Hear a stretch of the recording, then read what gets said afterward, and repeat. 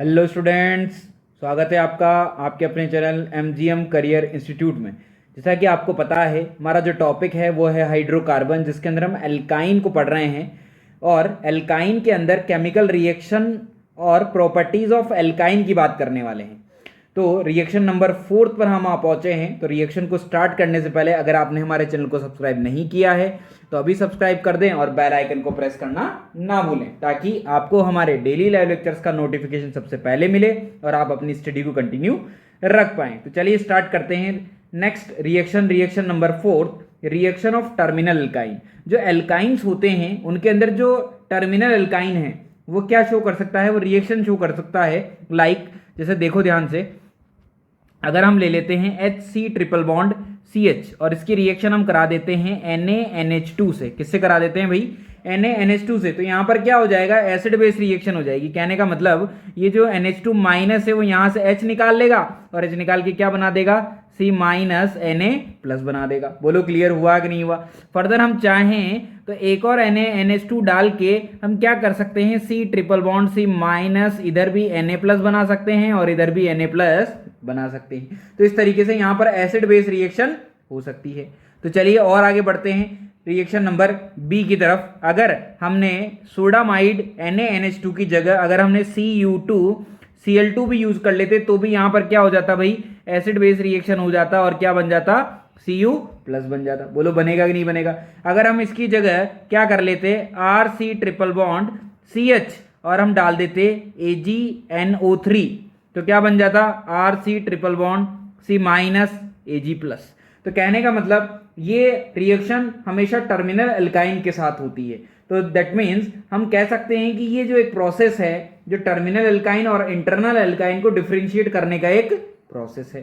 तो this is the reaction number 4 जिसके अंदर हम टर्मिनल एल्काइन और इंटरनल एल्काइन को डिफरेंशिएट कर सकते हैं। तो चलिए और आगे बढ़ते हैं रिएक्शन नंबर 5 की तरफ। रिएक्शन नंबर 5 क्या है? Reaction number 5 is the isomerization. This is the isomerization. That means हमने आइसोमर पहले भी पढ़ा हुआ है, हमें यहां पर एल्काइन का आइसोमर बनाना है। ठीक है, तो चलिए कैसे होगा कि अगर हमने क्या लिया यहाँ पे CH3 CH2 C triple bond CH हमने लिया हुआ है और इसके साथ हमने क्या डाल दिया है? अल्कोहलिक KOH विद हीट कर दिया है। तो यहाँ पर जो एल्काइन है वो अभी फिलहाल कैसा है? वो टर्मिनल है। अगर जैसे अल्कोहलिक KOH और हीट करेंगे तो ये किस में कन्वर्ट हो जाएगा भाई? ये इंटरनल में कन्वर्ट हो जाएगा। किस में कन्वर्ट हो जाएगा? इंटरनल में। This is the terminal. और किस में कन्वर्ट हो गया है? ये कन्वर्ट हो गया है इंटरनल में। बोलो क्लियर हुआ कि नहीं हुआ? उसी तरीके से अगर हम इंटरनल को टर्मिनल में कन्वर्ट करना चाहते हैं तो हमें क्या यूज करना पड़ेगा? NaNH2 विद हीट यूज करना पड़ेगा। तो क्या बन जाएगा? ये बन जाएगा terminal alkyne. This is the internal और ये किस में कन्वर्ट हो जाएगा? ये कन्वर्ट हो जाएगा टर्मिनल में। क्लियर हुआ कि नहीं हुआ? चलिए और आगे बढ़ते हैं। इसी तरीके से नेक्स्ट जो रिएक्शन आ जाती है रिएक्शन नंबर 6। रिएक्शन नंबर 6 के अंदर बात करी गई है पॉलीमराइजेशन की। किसकी बात करी गई है?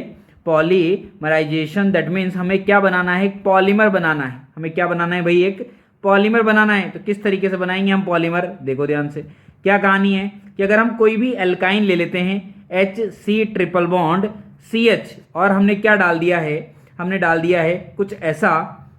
हमने क्या डाल दिया है? हमने डाला यहाँ पे रेड हॉट आयरन ट्यूब। हमने क्या डाला भाई? रेड हॉट आयरन ट्यूब अगर हमने यूज किया तो क्या बन जाएगा? यहाँ पे बेंजीन बन जाएगा। क्या बन जाएगा यहाँ पे? बेंजीन। क्योंकि हमने इसके कितने मोल यूज किए हैं? 3 मोल यूज किए हैं। अगर 3 मोल्स को देखें तो अगर इसके थोड़ा सा मैकेनिज्म की बात करें तो क्या होगा यहाँ पर? CH ट्रिपल बॉन्ड CH, उसी तरीके से CH ट्रिपल बॉन्ड CH और उसी तरीके से CH ट्रिपल बॉन्ड CH। और यहाँ पर जैसे इसको हीट करेंगे, आप क्या करेंगे? इसको हीट करेंगे तो यहाँ पे बॉन्ड का रोटेशन हो जाएगा। क्या हो जाएगा? यहाँ पे बॉन्ड का रोटेशन हो जाएगा और ये सारे के सारे जो कार्बन से वापस में इंक्लूड हो जाएंगे और क्या बना लेंगे? एक बेंजीन बना लेंगे। अगर मैं इसकी जगह क्या ले लेता हूं? CH3 C triple bond CH और इसको मैं हीट कर देता हूं विथ 3 मोल्स तो क्या बन जाएगा? यहाँ पे प्रोडक्ट आ जाएगा कुछ ऐसा मेसिटाइलिन क्या बन जाएगा भाई, मेसिटाइलिन बन के यहां पर निकल जाएगा। उसी तरीके से अगर मैं यहां पे ये ले लेता हूं CH3 C triple bond C CH3 और इसके भी क्या ले लेता हूं मैं 3 मोल्स, तो जब मैं इसको हीट करूंगा तो हर जगह क्या आ जाएगा, एक मिथाइल आ जाएगा। क्या आ जाएगा भाई, हर एक जगह मिथाइल आ जाएगा। बोलो क्लियर हुआ कि नहीं हुआ, समझ में आया कि नहीं आया।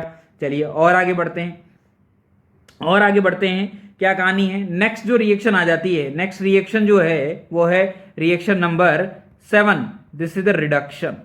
क्या है कि एल्काइन जो है उनका रिडक्शन भी किया जा सकता है। किस तरीके से, जिस तरीके से एल्कीन का हुआ था उसी तरीके से हम एल्काइन का भी रिडक्शन करेंगे।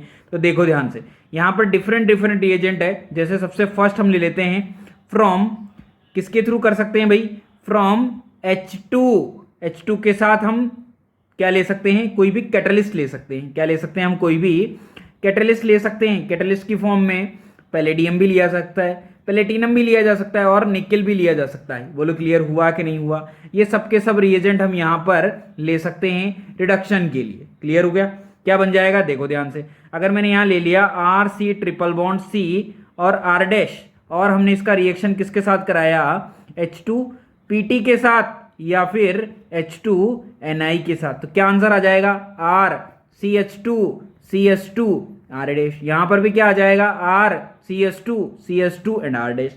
कंप्लीट रिडक्शन हो जाएगा। पर हमने क्या किया कि अगर इसकी जगह H2PD लिया तो क्या बनेगा, सेम आंसर बनेगा। क्या बनेगा भाई, सेम आंसर।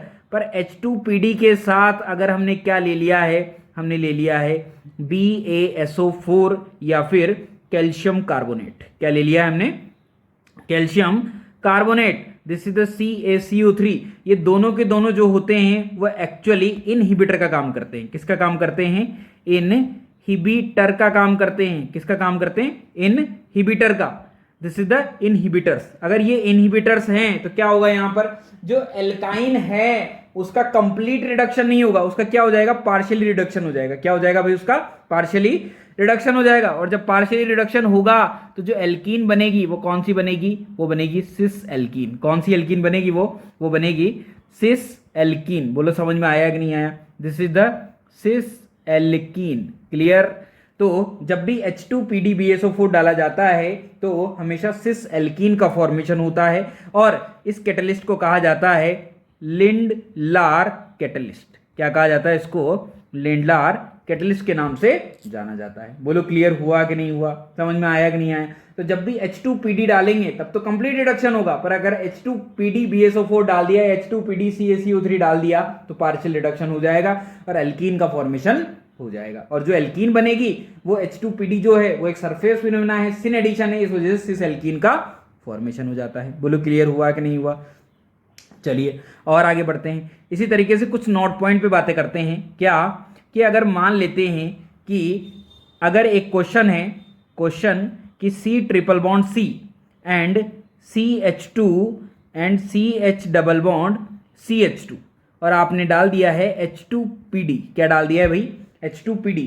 अब एक तरफ एल्काइन भी है, एक तरफ एल्कीन भी है। किसका रिडक्शन फास्ट होगा, तो किसका रिडक्शन फास्ट होगा, एल्काइन का रिडक्शन फास्ट होगा, क्योंकि इसका स्ट्रक्चर जो होता है वो लीनियर होता है, इसकी रिएक्टिविटी फास्ट होती है। तो आंसर क्या आ जाएगा, CH3 CH2 CH2 CH double bond CH2। बोलो क्लियर हुआ कि नहीं हुआ। उसी तरीके से अगर यहां पर जो ये है, क्या जो डबल बॉन्ड और ट्रिपल बॉन्ड है, ये दोनों एक दूसरे के साथ क्या हो जाएं, कॉन्जुगेशन में हो जाएं। किस में हो जाए, कॉन्जुगेशन में। और हम इनका क्या कर दें, रिडक्शन कर दें, तो भी क्या हो जाएगा, किसका रिडक्शन होगा भाई, एल्काइन का रिडक्शन होगा। क्या फॉर्म हो जाएगा, CH2 double bond CH double bond CH2। बोलो क्लियर हुआ कि नहीं हुआ, समझ में आया कि नहीं आया। तो फर्स्ट जो रिएजेंट था वो था H2PD, ठीक, या H2Ni या फिर H2 प्लेटिनम। अगर H2PD के साथ BSO4 ले लिया जाए, CaCO3 ले लिया जाए, तो जो कि इनहिबिटर का काम करते हैं और जो प्रोडक्ट आने वाला होता है वो पार्शियल प्रोडक्ट बनता है, पार्शियल रिडक्शन से आता है। चलिए और आगे बढ़ते हैं नेक्स्ट रिएजेंट बी की तरफ। जो नेक्स्ट रिएजेंट है फ्रॉम सोडियम और लिक्विड अमोनिया। सोडियम और लिक्विड अमोनिया से भी हम क्या कर सकते हैं भाई, रिडक्शन कर सकते हैं। क्या कर सकते हैं हम, रिडक्शन कर सकते हैं। किस तरीके से करेंगे देखो ध्यान से। अगर हमने ले लिया RC ट्रिपल बॉन्ड Cr और हमने डाला यहाँ पे sodium in presence of liquid ammonia, तो क्या बन जाएगा यहाँ पे बन जाएगा ट्रांस एल्कीन। क्या बन जाएगा?